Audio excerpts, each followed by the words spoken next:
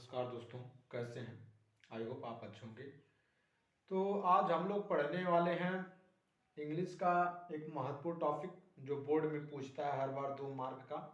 तो आज पढ़ेंगे सेंटेंस चेंजिंग, सेंटेंसों का कैसे चेंजिंग करेंगे। इसमें 2 मार्क का आता है और पूछता है कि जो सेंटेंस हैं उसको अगर अफर्मेटिव में दे देगा तो आपसे नेगेटिव में पूछ देगा।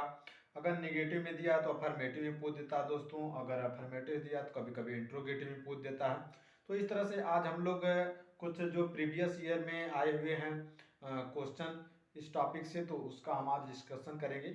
और इसे करने से पहले थोड़ा से कुछ कुछ रूल्स जान जाते हैं कि अफर्मेटिव और निगेटिव और इंट्रोगेटिव सेंटेंस जो है लिखे कैसे जाते हैं, इसके रूल क्या होते हैं दोस्तों।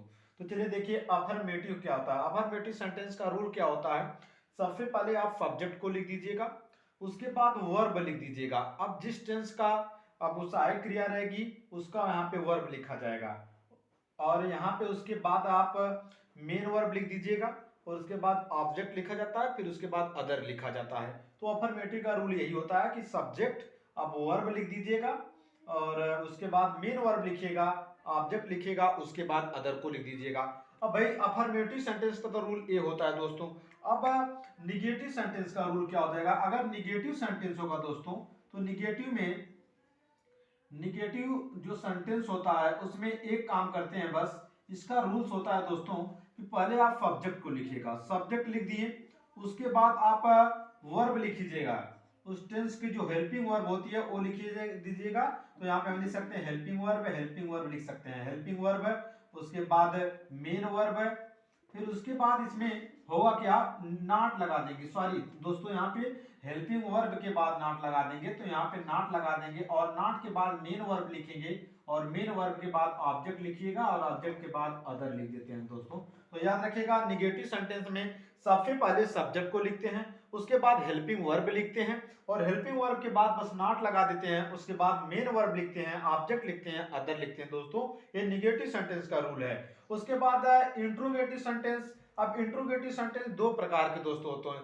अगर क्वेश्चन वर्ड आया हो तो सबसे पहले क्वेश्चन वर्ड लिखते हैं, और एक तो इंट्रोगेटिव सेंटेंस में क्वेश्चन वर्ड से वाक्य स्टार्ट होता है, और एक हेल्पिंग वर्ब से दोस्तों। अगर हेल्पिंग वर्ब वाला हो तो आप सबसे पहले हेल्पिंग वर्ब लिख दीजिएगा, उसके बाद सब्जेक्ट लिखिएगा, उसके बाद जो है आप मेन वर्ब लिखिएगा, उसके बाद ऑब्जेक्ट लिखिएगा दोस्तों, और उसके बाद अदर लिखिएगा, और लास्ट में क्वेश्चन मार्क जरूर लगाइएगा दोस्तों। ये फर्स्ट टाइप इंट्रोगेटिव सेंटेंस 2 प्रकार के होते हैं। तो फर्स्ट टाइप में सबसे पहले आप हेल्पिंग वर्ब लिखेंगे, उसके बाद सब्जेक्ट को लिखिएगा, उसके बाद मेन वर्ब को लिखिएगा, उसके बाद ऑब्जेक्ट को लिखिएगा, उसके बाद अदर को लिख दीजिएगा, और लास्ट में क्वेश्चन मार्क लगा दीजिएगा। तो ये आपका हो जाएगा इंट्रोगेटिव सेंटेंस का फर्स्ट टाइप। और सेकंड टाइप में क्या होता है, तो यहाँ पे क्वेश्चन वर्ड आ जाता है, उसके बाद हेल्पिंग वर्ब रहता है, फिर उसके बाद सब्जेक्ट होता है, उसके बाद मेन वर्ब लिखते हैं, उसके बाद ऑब्जेक्ट लिखते हैं दोस्तों, उसके बाद अदर को लिख देते हैं, और लास्ट में क्वेश्चन मार्क लगा देते हैं दोस्तों।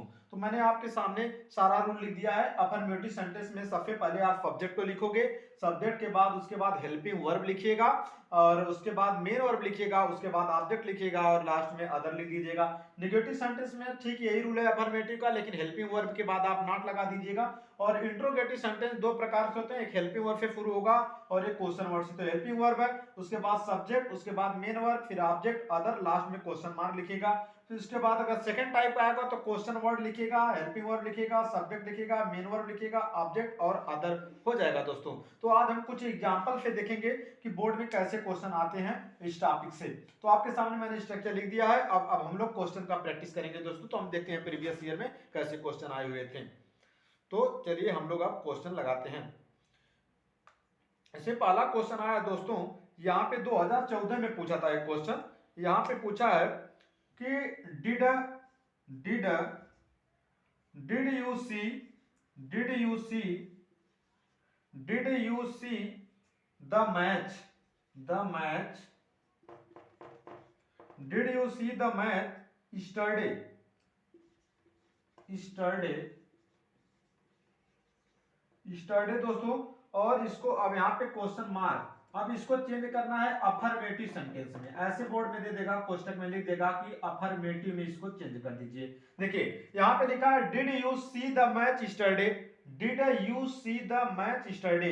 अब इसको आपको चेंज करना है अफर्मेटिव में दोस्तों, और यह है इंट्रोगेटिव सेंटेंस, यहाँ पे क्वेश्चन मार्क लगा तो इंट्रोगेटिव है। अब इसको मैंने कहा था अफर्मेटिव में चेंज करना हो तो सबसे पहले क्या लिखते हैं। अब देखिए यहाँ पे अफर्मेटिव का रूल्स क्या बताते हैं। सबसे पहले सब्जेक्ट लिख दीजिए सबसे पहले, तब इसमें देखिए सब्जेक्ट क्या है, did you see the match yesterday. तो यहाँ पे दोस्तों सब्जेक्ट यू है, तो यू को सबसे पहले आप लिख दीजिएगा, आप यहाँ पे यू लिख दिए। उसके बाद क्या लिखा था यहाँ पे वर्ब, लेकिन आपको यहाँ पे टेंस पहचानना बहुत जरूरी है। ये कौन सा टेंस है, ये टेंस है जो है पास्ट इंडिफिनिट है दोस्तों, पास्ट इंडिफिनिट एक टेंस है। और पास्ट इंडिफिनिट टेंस का अगर अफर्मेटिव बनाते हैं तो आप पढ़े होंगे कि अफर्मेटिव सेंटेंस में किसी भी सहायक क्रिया का प्रयोग नहीं करते हैं, बल्कि मेन वर्ब का सेकंड फॉर्म प्रयोग करते हैं दोस्तों। तो यहाँ पे हेल्पिंग वर्ब तो नहीं आएगी, ये डिड हट जाएगा, क्योंकि पास्ट इंडिफिनिट के अफर्मेटिव का यही रूल होता है कि पहले सब्जेक्ट लिखिए उसके बाद मेन वर्ब का सेकंड फॉर्म लिखिए। यहाँ पे वर्ब नहीं लगता अफर्मेटिव में। तो मेन वर्ब क्या है, सी है, सी का सेकंड फॉर्म आप लगा दीजिएगा सा, तो यहाँ पे सा हो गया दोस्तों। उसके बाद आप लिखिए आपका जो है मेन वर्ब हो गया, और ऑब्जेक्ट यहाँ पे हो जाएगा द मैच, और द मैच के बाद आप लिख दीजिएगा बचा क्या, स्टरडे। और इसमें एक चीज और ध्यान रखिएगा, जो क्वेश्चन मार्क है दोस्तों वो हट जाएगा, तो आपका यही हो जाएगा सही सही, यू सा द मैच स्टरडे। ये आपका अफर्मेटिव सेंटेंस हो गया। और हम क्वेश्चन लेते हैं, देखें और कैसा आया था, और हम लोग करेंगे क्वेश्चन, देखें और कैसा क्वेश्चन आया हुआ था।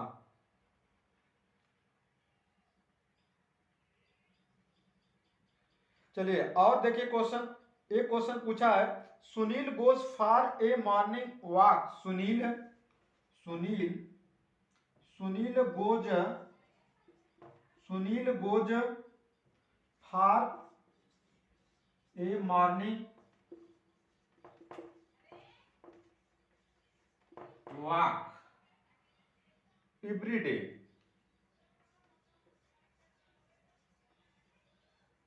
Everyday, Sunil goes for a morning walk everyday दोस्तों दिया है।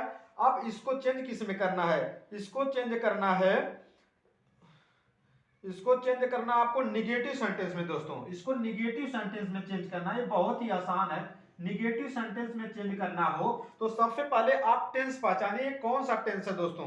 तो जिस टेंस के अफर्मेटिव सेंटेंस में यस या ईएफ लगता है उसको आप जानते हैं कि वो प्रेजेंट इंडेफिनिट टेंस होता है। दो टेंस ऐसे होते हैं जिसके अफर्मेटिव में सहायक क्रिया नहीं लगती दोस्तों, एक प्रेजेंट इंडेफिनिट होता है और जिसकी अफर्मेटिव में सहायक क्रिया नहीं लगती, बल्कि इसमें सब्जेक्ट के अनुसार यस या ईएस लगता है। और उसके बाद एक पास्ट इंडेफिनिट का अफर्मेटिव होता है जिसमें मेन वर्ब का सेकंड फॉर्म लगता है। तो यहाँ पे यस लगा है दोस्तों, यस या ईएस जुड़ा है यहाँ पे, तो आप कहेंगे ये तो प्रेजेंट इंडेफिनिट है। और प्रेजेंट इंडेफिनिट का जब आप निगेटिव बनाते हो तो यहाँ पे सहायक क्रिया डू और डज का यूज होता है। आप टेंस पढ़े होंगे कि प्रेजेंट इंडेफिनिट टेंस में सहायक क्रिया डू डज का प्रयोग करते हैं, लेकिन निगेटिव में करते हैं, अफर्मेटिव में नहीं। और हमको यहाँ पे निगेटिव बनाना है दोस्तों, तो निगेटिव का रूल क्या लिखा गया, सबसे पहले सब्जेक्ट लिख दीजिए। यहाँ पे सब्जेक्ट क्या है, सुनील है, सुनील सब्जेक्ट हो गया। उसके बाद ये प्रेजेंट इंडेफिनिट टेंस है तो इसकी सहायक क्रिया दोस्तों डू डज होती है, हेल्पिंग वर्ब डू डज होती है। और सब्जेक्ट अगर सिंगुलर होता है तो आप डज का प्रयोग करते हैं। यहाँ पे लगा दीजिए हेल्पिंग वर्ब की जगह पे जो हेल्पिंग वर्ब है आपका डज हो गया, उसके बाद नाट हो जाएगा दोस्तों। यहाँ पे लिखा हूं ना, हेल्पिंग वर्ब डज हो गया और उसके बाद नाट हो गया। मेन वर्ब है, मेन वर्ब क्या है, गोज है दोस्तों। अभी यस हट जाएगा क्योंकि निगेटिव सेंटेंस में यस या ईएफ नहीं लिखते हैं, तो यहाँ पे हो जाएगा गो अफार ए मॉर्निंग वॉक, ये सब उतार लेंगे दोस्तों, मॉर्निंग वॉक और एवरीडे सब उतार लेंगे, तो इस तरह हमारा जो है एकदम सही हो जाएगा। तो आपको बस यही पता करना है कि हमारा सेंटेंस कौन सा, टेंस कौन सा है, और इसकी हेल्पिंग वर्ब अगर आपको याद होगी तो आप बहुत ही आसानी से दोस्तों कर लेंगे।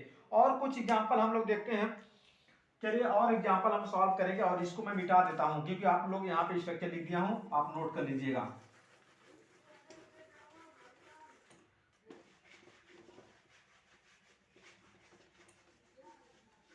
देखिए दोस्तों और एग्जांपल पूछा है कि यहां पे लिखा है he killed a lion in the forest. इसको चेंज करना है निगेटिव में। देखिए दोस्तों, he killed a lion in the forest, इसको चेंज करना है निगेटिव में, तो आप सबसे पहले पहचानिए कौन सा टेंस है। तो ये जो है आपका सेकंड फॉर्म लगा, हेल्पिंग वर्ब कहीं नहीं आई है। अगर हेल्पिंग वर्ब कहीं नहीं आई रहती है तो याद रखिए कि इसमें फर्स्ट फॉर्म लिखा गया है कि सेकंड फॉर्म लिखा गया है। अगर फर्स्ट फॉर्म रहेगा तो प्रेजेंट इंडेफिनिट होगा, तब उसका निगेटिव बनना तो डू डज लगाएंगे। अगर सेकंड फॉर्म लिखा गया है तो आप कहेंगे जो है पास्ट इंडेफिनिट है, और पास्ट इंडेफिनिट की हेल्पिंग वर्ब की जो सहायक क्रिया होती है निगेटिव में डिड लगता है दोस्तों। पास्ट इंडेफिनिट टेंस है, इसकी निगेटिव बनाओगे तो डिड लग जाएगा। तो यहाँ पे निगेटिव का बताते सबसे पहले सब्जेक्ट लिख देंगे तो ही हो गया। अब भाई ये अफर्मेटिव सेंटेंस है पास्ट इंडेफिनिट का, अगर पास्ट इंडेफिनिट टेंस का निगेटिव आप बनाएंगे तो वहां पे हेल्पिंग वर्ब डिड का यूज होता है दोस्तों। आप पढ़े होंगे तो यहाँ पे डिड को लगा दीजिए, यहाँ पे डिड हो गया। और याद रखिए हेल्पिंग वर्ब के तुरंत बाद ही नॉट लगता है निगेटिव में, तो नॉट हो गया। लेकिन एक बात और याद करिएगा, यहाँ पे जब डिड नॉट लगेगा तो मेन वर्ब का फर्स्ट फॉर्म लगेगा, तो यहाँ पे किल्ड नहीं बल्कि किल हो जाएगा। आपका किल हो गया, he did not kill a lion, a lion हो गया, इन द फॉरेस्ट हो गया दोस्तों। तो इस तरह से आपका ये भी आपका एकदम सही हो गया, ये नेगेटिव सेंटेंस हो गया। और देखिए इंट्रोगेटिव सेंटेंस में बदलना हो, अगर हम यहाँ पे लिखे he plays football, he plays football, football daily, इसको इंट्रोगेटिव सेंटेंस में बदलना हो, इंट्रोगेटिव में बदलना हो तो क्या करेंगे आप। यहाँ पे देखिए ही प्लेज, आप फ्रंट टेंस पहचानिए एक कौन सा टेंस है, टेंस पहचानिए। ये यस या एफ जुड़ गया तो ये प्रेजेंट इंडेफिनिट हो गया। प्रेजेंट इंडेफिनिट टेंस की सहायक क्रिया याद रखिएगा डू डज लगता है। इसको आपको इंट्रोगेटिव सेंटेंस में बदलना है तो क्वेश्चन वर्ड कहीं नहीं आया है, हेल्पिंग वर्ब से वाक्य स्टार्ट होगा यहाँ पे। तो इस टेंस की जो सहायक क्रिया होती है प्रेजेंट इंडेफिनिट की डू डज होती है, तो हम ही जो है सिंगुलर है तो हम यहाँ पे डज लगा देंगे दोस्तों, तो डज हो गया। उसके बाद बताया था सब्जेक्ट लिखेंगे ही हो गया, और यहाँ पे फिर मेन वर्ब हो जाएगा प्ले हो गया, उसके बाद फुटबॉल हो जाएगा, फुटबॉल हो गया, और लास्ट में डेली लिख देंगे दोस्तों, और डेली हो गया, लास्ट में क्वेश्चन मार्क लगा देंगे, क्वेश्चन मार्क जरूर लगाएंगे। तो ये हमारा हो गया इंट्रोगेटिव सेंटेंस दोस्तों। तो आपको याद रखना है कि कौन सा टेंस है और उसकी सहायक क्रिया पता कर लीजिएगा, तब आप बहुत आराम से बहुत ही सिंपल से आप कर लेंगे। और इसमें से 2 मार्क का आएगा दोस्तों, और बहुत ही आसान तरीके से आप जो है इसको कर सकते हैं। बस आप हर टेंस की सहायक क्रिया याद कर लीजिएगा। और आपके सामने मैं कुछ क्वेश्चन लिख रहा हूं यहाँ पे, देखिए जैसे यहां पे लिख दिए will she go to market, market यहां पे क्वेश्चन मार्क। अब इसको मैं कह दूं कि आप जो है इसको जो है निगेटिव में बदल दीजिए दोस्तों, निगेटिव में, निगेटिव सेंटेंस में अगर इसको बदलना हो तो आप क्या करेंगे। सबसे पहले निगेटिव में आप यहाँ पे हेल्पिंग वर्ब लिखा गया है विल है, इसमें कोई दिक्कत नहीं है, ये आपका फ्यूचर इंडेफिनिट टेंस है। तो आप सबसे पहले सब्जेक्ट सी को लिखिएगा, तो सी हो गया। सी के बाद निगेटिव सेंटेंस में पहले सब्जेक्ट लिखा जाता है, फिर उसके बाद है हेल्पिंग वर्ब, तो हेल्पिंग वर्ब विल है तो विल लगा दिए, आपका विल हो जाएगा। उसके बाद नॉट लगा देंगे क्योंकि निगेटिव में बदलना है तो हमेशा हेल्पिंग वर्ब के बाद नॉट लगाते हैं, याद रखिएगा। फिर उसके बाद main verb go to market, market हो जाएगा, और आप जो है क्वेश्चन मार्क को हटा दीजिएगा दोस्तों। और एग्जांपल देखिए, जैसे यहां पे लिखूं कि did he eat an apple, ये इंट्रोगेटिव सेंटेंस है। अगर मैं कह दूं इसको अफर्मेटिव में चेंज करिए दोस्तों, अफर्मेटिव सेंटेंस में, तो आप क्या करेंगे। अफर्मेटिव सेंटेंस में चेंज करने से पहले आपको पता होना चाहिए कि कौन सा टेंस है दोस्तों। तो ये आपका पास्ट इंडेफिनिट टेंस है, क्योंकि पास्ट इंडेफिनिट टेंस की ही हेल्पिंग वर्ब डिड होती है, और अफर्मेटिव में जब चेंज करते हैं तो पास्ट इंडेफिनिट की अफर्मेटिव में सहायक क्रिया नहीं लगती, और यहाँ पे मेन वर्ब का सेकंड फॉर्म लगता है दोस्तों। और याद रखिएगा पास्ट इंडेफिनिट के जब अफर्मेटिव में बनाएंगे तो यहाँ पे मेन वर्ब का सेकंड फॉर्म लगता है। तो आप सबसे पहले सब्जेक्ट को लिखो, क्योंकि अफर्मेटिव में सबसे पहले सब्जेक्ट को लिखा जाता है। इससे पहले मैं यहाँ पे स्ट्रक्चर भी लिखा हूं, सबसे पहले सब्जेक्ट को लिखो, तो यहाँ पे ही सब्जेक्ट हो गया। उसके बाद मैंने कहा कि जब पास्ट इंडेफिनिट का अफर्मेटिव बनाओगे ना तो यहाँ पे मेन वर्ब का सेकंड फॉर्म लगाओगे, तो मेन वर्ब आपका ईट है तो सेकंड फॉर्म एट हो जाएगा, ATE 8 हो गया। और उसके बाद बचा क्या, यहाँ पे एन एप्पल हो जाएगा, एन एप्पल हो जाएगा और यहाँ पे क्वेश्चन मार्क हटा देंगे। इस तरह से आप कोई भी सेंटेंस है उसकी आप फाय क्रिया याद रखिएगा और आप जो है अफर्मेटिव, निगेटिव, इंट्रोगेटिव जो भी परीक्षा में दिया रहेगा आप बहुत ही आसानी से बना सकते हैं दोस्तों। तो आज के लिए बस यहीं तक है और आप इससे और भी क्वेश्चन का प्रैक्टिस कर लीजिएगा और मैंने आपको सारा रूल बता दिया और इसी तरह जो आप करिएगा और 2 नंबर आपका कहीं नहीं जाएगा दोस्तों। तब तक आप अपना ख्याल रखिए, मस्त रहिए, खुश रहिए। नमस्कार दोस्तों, कैसे हैं? आई होप आप अच्छे होंगे। तो आज हम लोग पढ़ने वाले हैं इंग्लिश का एक महत्वपूर्ण टॉपिक जो बोर्ड में पूछता है हर बार 2 मार्क का। तो आज पढ़ेंगे सेंटेंस चेंजिंग, सेंटेंसों का कैसे चेंजिंग करेंगे। इसमें 2 मार्क का आता है और पूछता है कि जो सेंटेंस हैं उसको अगर अफर्मेटिव में दे देगा तो आपसे नेगेटिव में पूछ देगा, अगर नेगेटिव में दिया तो अफर्मेटिव में पूछ देता है दोस्तों, अगर अफर्मेटिव दिया तो कभी कभी इंट्रोगेटिव में पूछ देता है। तो इस तरह से आज हम लोग कुछ जो प्रीवियस ईयर में आए हुए हैं क्वेश्चन इस टॉपिक से, तो उसका हम आज डिस्कशन करेंगे। और इसे करने से पहले थोड़ा से कुछ रूल्स जान जाते हैं कि अफर्मेटिव और निगेटिव और इंट्रोगेटिव सेंटेंस जो है लिखे कैसे जाते हैं, इसके रूल क्या होते हैं दोस्तों। तो चलिए देखिए अफर्मेटिव क्या होता है। अफर्मेटिव सेंटेंस का रूल क्या होता है, सबसे पहले आप सब्जेक्ट को लिख दीजिएगा, उसके बाद वर्ब लिख दीजिएगा। अब जिस टेंस का अब वो सहायक क्रिया रहेगी उसका यहाँ पे वर्ब लिखा जाएगा और यहाँ पे उसके बाद आप मेन वर्ब लिख दीजिएगा और उसके बाद ऑब्जेक्ट लिखा जाता है, फिर उसके बाद अदर लिखा जाता है। तो अफर्मेटिव का रूल यही होता है कि सब्जेक्ट अब वर्ब लिख दीजिएगा और उसके बाद मेन वर्ब लिखिएगा, ऑब्जेक्ट लिखिएगा, उसके बाद अदर को लिख दीजिएगा। अब भाई अफर्मेटिव सेंटेंस का तो रूल ए होता है दोस्तों। अब निगेटिव सेंटेंस का रूल क्या हो जाएगा, अगर निगेटिव सेंटेंस होगा दोस्तों तो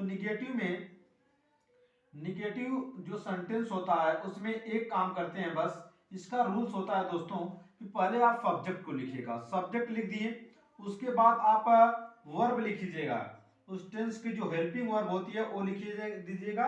तो यहाँ पे हम लिख सकते हैं हेल्पिंग वर्ब लिख सकते हैं, हेल्पिंग वर्ब, उसके बाद मेन वर्ब, फिर उसके बाद इसमें होगा क्या, नॉट लगा देंगे। सॉरी दोस्तों, यहाँ पे हेल्पिंग वर्ब के बाद नॉट लगा देंगे, तो यहाँ पे नॉट लगा देंगे और नॉट के बाद मेन वर्ब लिखेंगे और मेन वर्ब के बाद ऑब्जेक्ट लिखिएगा और ऑब्जेक्ट के बाद अदर लिख देते हैं दोस्तों। तो याद रखिएगा निगेटिव सेंटेंस में सबसे पहले सब्जेक्ट को लिखते हैं, उसके बाद हेल्पिंग वर्ब लिखते हैं और हेल्पिंग वर्ब के बाद बस नॉट लगा देते हैं, उसके बाद मेन वर्ब लिखते हैं, ऑब्जेक्ट लिखते हैं, अदर लिखते हैं दोस्तों। ये निगेटिव सेंटेंस का रूल है। उसके बाद इंट्रोगेटिव सेंटेंस। अब इंट्रोगेटिव सेंटेंस 2 प्रकार के दोस्तों होते हैं। अगर क्वेश्चन वर्ड आया हो तो सबसे पहले क्वेश्चन वर्ड लिखते हैं और एक तो इंट्रोगेटिव सेंटेंस में क्वेश्चन वर्ड से वाक्य स्टार्ट होता है और एक हेल्पिंग वर्ब से दोस्तों। अगर हेल्पिंग वर्ब वाला हो तो आप सबसे पहले हेल्पिंग वर्ब लिख दीजिएगा, उसके बाद सब्जेक्ट लिखिएगा, उसके बाद जो है आप मेन वर्ब लिखिएगा, उसके बाद ऑब्जेक्ट लिखिएगा दोस्तों और उसके बाद अदर लिखिएगा और लास्ट में क्वेश्चन मार्क जरूर लगाइएगा दोस्तों। ये फर्स्ट टाइप इंट्रोगेटिव सेंटेंस 2 प्रकार के होते हैं। तो फर्स्ट टाइप में सबसे पहले आप हेल्पिंग वर्ब लिखेंगे, उसके बाद सब्जेक्ट को लिखिएगा, उसके बाद मेन वर्ब को लिखिएगा, उसके बाद ऑब्जेक्ट को लिखिएगा, उसके बाद अदर को लिख दीजिएगा और लास्ट में क्वेश्चन मार्क लगा दीजिएगा। तो ये आपका हो जाएगा इंट्रोगेटिव सेंटेंस का फर्स्ट टाइप। और सेकंड टाइप में क्या होता है, तो यहाँ पे क्वेश्चन वर्ड आ जाता है, उसके बाद हेल्पिंग वर्ब रहता है, फिर उसके बाद सब्जेक्ट होता है, उसके बाद मेन वर्ब लिखते हैं, उसके बाद ऑब्जेक्ट लिखते हैं दोस्तों, उसके बाद अदर को लिख देते हैं और लास्ट में क्वेश्चन मार्क लगा देते हैं दोस्तों। तो मैंने आपके सामने सारा रूल लिख दिया है। अफर्मेटिव सेंटेंस में सबसे पहले आप सब्जेक्ट को लिखोगे, सब्जेक्ट के बाद उसके बाद हेल्पिंग वर्ब लिखिएगा और उसके बाद मेन वर्ब लिखिएगा, उसके बाद ऑब्जेक्ट लिखिएगा और लास्ट में अदर लिख दीजिएगा। नेगेटिव सेंटेंस में ठीक यही रूल है अफर्मेटिव का, लेकिन हेल्पिंग वर्ब के बाद आप नॉट लगा दीजिएगा। और इंट्रोगेटिव सेंटेंस 2 प्रकार से होते हैं, एक हेल्पिंग वर्ब से शुरू होगा और एक क्वेश्चन वर्ड से। तो हेल्पिंग वर्ब है, उसके बाद सब्जेक्ट, उसके बाद मेन वर्ब, फिर ऑब्जेक्ट, अदर, लास्ट में क्वेश्चन मार्क लिखिएगा। तो इसके बाद अगर सेकंड टाइप आएगा तो क्वेश्चन वर्ड लिखिएगा, हेल्पिंग वर्ब लिखिएगा, सब्जेक्ट लिखिएगा, मेन वर्ब लिखिएगा, ऑब्जेक्ट और अदर हो जाएगा दोस्तों। तो आज हम कुछ एग्जांपल से देखेंगे कि बोर्ड में कैसे क्वेश्चन आते हैं इस टॉपिक से। तो आपके सामने मैंने स्ट्रक्चर लिख दिया है। अब हम लोग क्वेश्चन का प्रैक्टिस करेंगे दोस्तों। तो हम देखते हैं प्रीवियस ईयर में कैसे क्वेश्चन आए हुए थे। तो चलिए हम लोग अब क्वेश्चन लगाते हैं। ऐसे पहला क्वेश्चन आया दोस्तों, यहाँ पे 2014 में पूछा था एक क्वेश्चन। यहाँ पे पूछा है कि डिड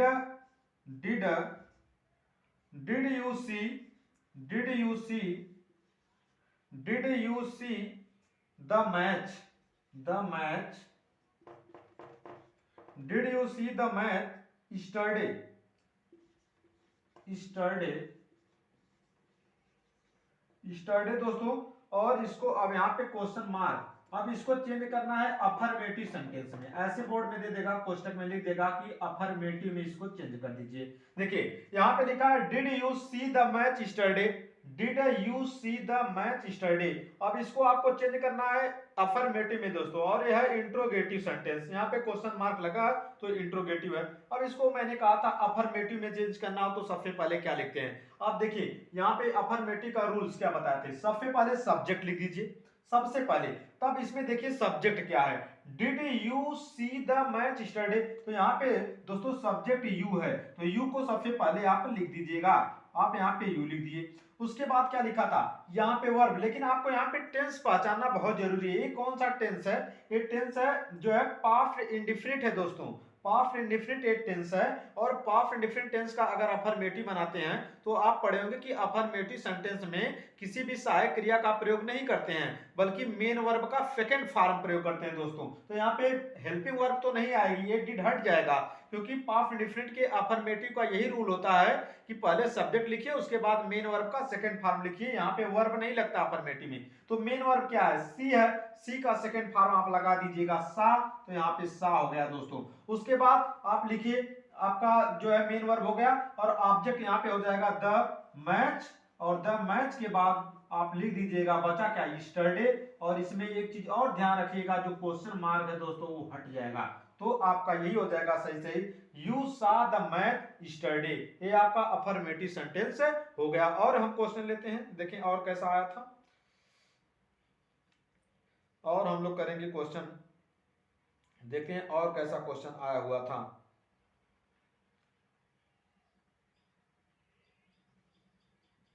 चलिए और देखिए क्वेश्चन, एक क्वेश्चन पूछा है, Sunil goes for a morning walk, Sunil Sunil Sunil goes, Sunil goes for a morning walk every day.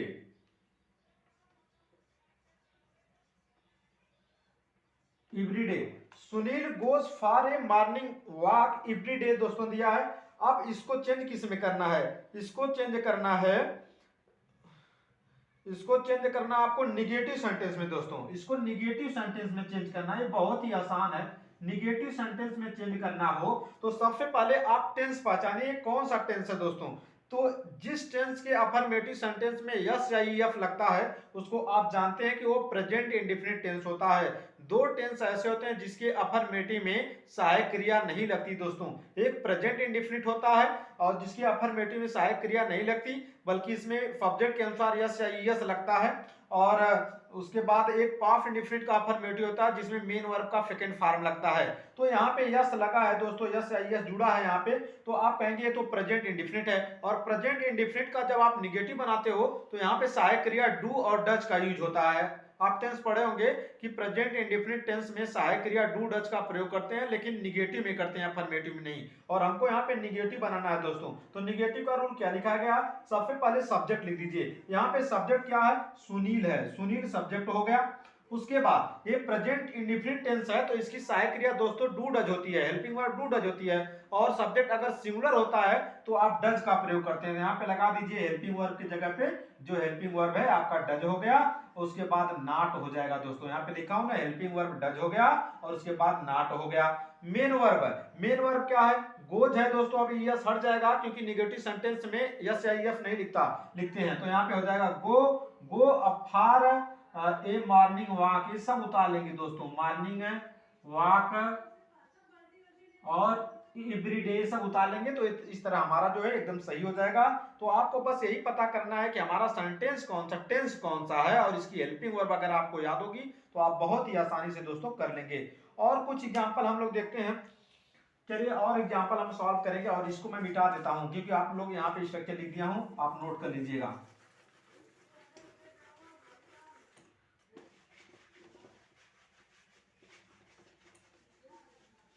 देखिए दोस्तों और एग्जांपल पूछा है कि यहाँ पे लिखा है he killed a lion in the forest,